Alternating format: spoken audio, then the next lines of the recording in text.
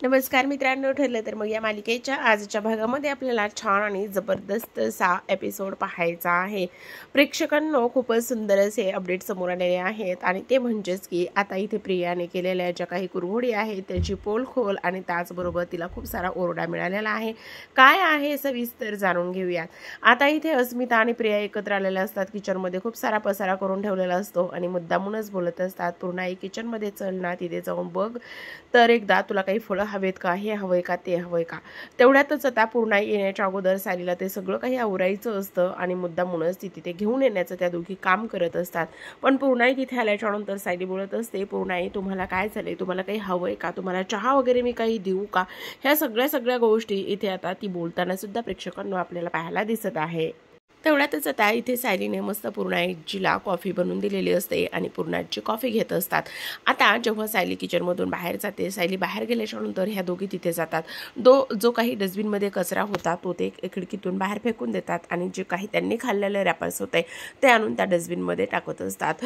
जे की इथे कुरकुरे असो, त्यानंतर वेपर्स असो, याचे सगळे कागद त्याच्यामध्ये आणून ठेवत असतात आणि मुद्दामूनच आता पूर्णाजीच्या नावाने ओरडत असतात, पूर्णाजी तू इकडे ये ना, इथे बघ ना मला काय सापडलंय। त्यावर पूर्णाजी म्हणत असतात, काय ग, काय झालं, काय सापडले असं म्हटल्याच्या नंतर, हे बघ आता मी इथे माझ्या पायाखाली कचरा लागला, तो मी यात टाकायला गेले तर यामध्ये काहीतरी खाल्ल्याचे पूर्ण रॅपर्स आहेत। आणि तेव्हा मात्र पूर्णाजी म्हणत असतात, अगं कोणी खाल्लं, अस्मिताने खाल्लं असेल। नाही अगं पूर्णाजी, मला हे खायचंच नाहीये सगळं आणि मी कशी खाईल, असं सगळं ती बोलत असते। अगं मग अश्विनी नाही तर अर्जुनने खाल्लं असेल। नाही तो असलं काहीच खात नाहीये, तुला सांगू का, हे सगळं कोणी खाल्लं असेल तर हे सगळं ह्या सायलीने खाल्लं असेल, कारण सकाळपासून कोणीच किचनमध्ये नव्हतं, तर ही फक्त आणि फक्त इथे सायलीच किचनमध्ये होती। ह्या सगळ्या गोष्टी त्या इथे दोघी बोलत असतात। तेव्हा इथे सायली बोलत असते, नाही पूर्णाजी, मी माझा उपवास आहे। आणि इथे प्रिया बोलत असते, निर्जली उपवासाच्या नावाखाली एवढं सगळं खाल्लंस तू। त्यावर सायली म्हणत असते, नाही मी असं काहीच नाही केलेलं आणि त्यासोबतच माझ्या श्रद्धेवर तरी तुम्ही विश्वास ठेवा, मी काही नाही खाल्लेलं असं। त्यावर आता मात्र इथे पूर्णाजी सायलीला म्हणत असतात, काही पूर्वी तर तुला उपवास करायचा नव्हता तर मग कशाला उगाचच हे केलंस, आणि त्याचबरोबर हे सगळं कचरा कोणाचा आहे। तेव्हा आता सायली म्हणत असते, नाही पूर्णाजी, मला नाही माहिती। त्यावर आता अस्मिता म्हणत असते, नाही कसं माहिती, हिनेच हे सगळं काही केलेलं आहे। आणि तेव्हा प्रिया सुद्धा मुद्दामूनच ह्या सगळ्या काही गोष्टी ते बोलत असते। आता मात्र सायलीकडे स्वतःला सिद्ध करण्याशिवाय काहीच पर्याय नसतो। ती आता मुद्दामूनच प्रियाच्या खोलीमध्ये झाडू घेऊन जात असते आणि तिथे गेल्याच्या नंतर तिची पूर्ण खोली तपासते आणि तपासल्याच्या नंतर बेडखाली खूप सारा कचरा तिला सापडतो आणि कचरा सापडल्याच्या नंतर सायली सर्वांना आवाज देत असते खोलीमध्ये, इकडे या म्हणून। आणि तेव्हा कल्पना त्याचबरोबर पूर्णाजी ह्या सगळ्या जणी प्रियाच्या खोलीमध्ये जातात आणि तिथे गेल्याच्या नंतर हा सगळा कचरा काय आहे असं विचारण्यात येतं। तेव्हा कल्पनाला प्रिया म्हणत असते, नाही अगं मामी, हे मीच खाल्लंय, पण मी आज नाही खाल्लेलं, हे काल खाल्लेलं आहे। तेव्हा सायली म्हणत असते, हे सगळं मला इथे सापडलेलं आहे। आणि तेव्हा मात्र इथे आता सगळ्या जणी ते हॉलमध्ये येऊन बसतात आणि विमल जी आहे ती मार्केटमधून आलेली असते। विमल, आज तू साफसफाई केली नव्हतीस का, असं कल्पना विचारते। हो वहिनी, काय झालं, मी सकाळी सगळं काही साफसफाई केली होती आणि त्यासोबतच सर्वात महत्त्वाचं म्हणजे मी प्रियाताईची पण खोली साफ केली होती। आता मात्र इथे तू विसरली असतील कदाचितच आणि साफ केली तर मग कचरा कसा निघाला। तेव्हा आता इथे कल्पना म्हणत असते, नाही आतापर्यंत कधीच विमल कधी खोटं बोललेली नाहीये। मग अस्मिता आता सावरासावर करते आणि म्हणत असते, अगं विमलच्या लक्षात नसेल कदाचित किंवा चुकभूल करून राहिला असेल। तेव्हा मात्र आता इथे जी काही अस्मिता आहे ती बोलत असते, अगं आता काय उंदराला मांजराची साक्ष असंच झालेलं आहे। सायलीला विमल किती आवडते आणि विमलला सायली किती आवडते। आता मात्र प्रेक्षकांनो, सगळ्यात जबरदस्त असा ट्विस्ट म्हणजेच की आता इथे डिलिव्हरी बॉय बाहेर दारामध्ये आलेला असतो। त्याने 2-3 वेळा तन्वीच्या फोनवर फोन केलेला असतो आणि तुमचं पार्सल आलेलं आहे आणि त्यामध्ये चायनीज आणि नूडल्स तिने बरंच काही मागवलेलं असतं। आणि तेव्हा मात्र मी तुम्हाला किती वेळ फोन केलेला आहे पण तुम्ही फोन रिसीव्ह नाही केला, पावसामुळे मला थोडासा लेट होणार होता, म्हणूनच इथे मी तुम्हाला कॉल करत होतो।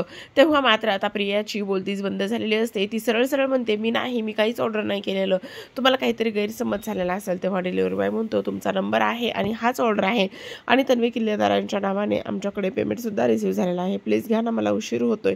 आणि त्याचबरोबर आता मात्र इकडे प्रियाला काय बोलावं काही सुचत नसतं।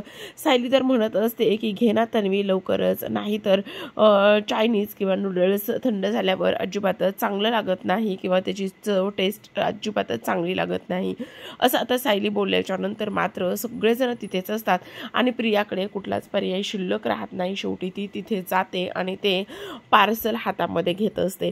आता पार्सल घेतल्याच्या नंतर मात्र हे सगळं काही प्रियाने केलेलं आहे हे ते उघड झालेलं असतं. त्यामुळे तिला काय बोलावं काय नाही हे कळतच नसतं. मात्र पूर्ण आजी शांत बसत नाही. त्या म्हणत असतात, हे बघ आम्हाला तुझ्याकडून ही अपेक्षा नव्हती, पण मी तुझ्याकडून कधीच अपेक्षा करणं सोडून दिलं होतं. पण अशी जर तुला उपवास करायचा नव्हता तर तू तो नाही केला असतास तरीसुद्धा चाललं असतं. तू तर कुठलंच काम करत नाही आणि मी हल्ली तुझ्याकडून खूप कमी अपेक्षा करते आणि आता तर तू हे सगळं काही करून दाखवून दिलेलं आहेस असं म्हणूनच पूर्णाजीला प्रचंड राग येतो आणि त्या तिथून निघून जात असतात. तेव्हा कल्पना सुद्धा तिला म्हणत असते, मला तुझ्याकडून ही अपेक्षा अजिबातच नव्हते. तुला जर तन्वी सरळ सरळ उपवास करायचा नव्हता तर तू सरळ सरळ सांगायचं की मला उपवास करायचा नाही म्हणून. हे सगळं काही खोटं बोलण्याची तुला काय गरज होती.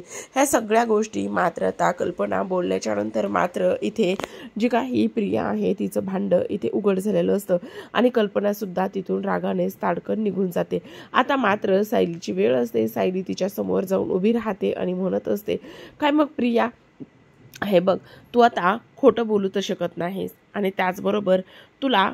तेव्हा प्रिया म्हणत असते, तू मला आता ज्ञान पाजवू नकोस. तेव्हा सायली म्हणत असते, मी ज्ञान तर नाहीच ग पाजळणार, पण आपल्या माणसांच्या मनामध्ये जागा निर्माण करायची असेल ना तर त्यासाठी खूप कष्ट करावे लागतात. आता तू काम करण्याची सवयच लावून घे, त्यामुळे माणसांच्या मनामध्ये जागा निर्माण करशील. आणि सर्वात महत्त्वाची गोष्ट म्हणजे किचनमध्ये 4-2 पदार्थ शिकून घे, जेणेकरून तुला हे असे बाहेरून फूड्स ऑर्डर करून मागवायची गरज पडायची नाही. आणि तेव्हा मात्र प्रियाचा खूप जळफळाट होतो. इकडे आता प्रेक्षकांनो संध्याकाळची वेळ असते आणि पुढील भाग इंटरेस्टिंग असा असतो. त्या लॉकेटचं पॉलिश करून आणलेलं असतं आणि त्या लॉकेटवरती खूप स्पष्ट असं काही गोष्टी दिसत असतात. हा पारंपरिक दागिना आहे आणि हा आश्रमामध्ये सापडलेला आहे हे सत्य समोर आलेलं असतं. आणि त्याचबरोबर आता अर्जुन बोलत असतो, हे जर आश्रमामध्ये सापडलेलं आहे हे जर साक्षी शिकरेचं असेल तर मग मात्र आपल्यासमोर खूप मोठा क्ल्यू किंवा आपल्यासमोर खूप मोठा पुरावा इथे येऊ शकतो. आणि तेव्हा आता प्रिया डायरेक्टच इथे अर्जुन आणि सायलीच्या खोलीमध्ये येत असते आणि तेव्हाच आता सायलीच्या हातातला जो काही दागिना आहे तो मात्र इथे खाली पडत असतो आणि तिच्या हातातला दागिना खाली पडल्याच्या नंतर प्रिया समोर तो दागिना येत असतो. आता सायली आणि अर्जुन ह्या सगळ्या काही गोष्टी इथे बोलत असतात आणि त्या गोष्टी आता इथे प्रियाला समजू नये म्हणून त्यांची खबरदारी सुरू असते. कारण काही जरी झाले तरी प्रिया त्या खुनाशी रिलेटेड आहे आणि प्रियाचं आणि त्याचबरोबर महिपत शिकरेंचं खूप काही नातं आहे किंवा तिचे संबंध कसे आहेत हे त्यांच्या हळूहळू लक्षात यायला सुरुवात झालेली असते. आता प्रियासमोर ते पेंडंट पडल्याच्या नंतर ती ते हातामध्ये उचलून पाहत असते. हे सगळं काय आहे असं ती विचारते आणि तेव्हा मात्र अर्जुन आणि सायली सावरासावर करत असतात. अर्जुनला तर प्रचंड भीती वाटलेली असते की आता प्रियाला काय उत्तर द्यावं आणि हिने आमचं बोलणं तर ऐकलेलं नसेल आणि त्याचबरोबर ह्या पेंडंटबद्दल तिला जर काही समजलं तर मग मात्र खूपच मोठा गोंधळ इथे होऊ शकतो. ह्या सगळ्या काही गोष्टींचा विचार करूनच आता हे सगळं काही इथे ते करणार असतात, बोलणार असतात. पण अर्जुन मात्र त्याच्या चातुर्याने म्हणत असतो, काही नाही, हा जो दागिना माझ्या एका दुसऱ्या केस संबंधित रिलेटेड आहे आणि त्याबद्दलच आम्ही बोलत होतो. तर प्रेक्षकांनो पाहत राहा. ठरलं तर मग भेटूयात पुढील भागात. तोपर्यंत धन्यवाद.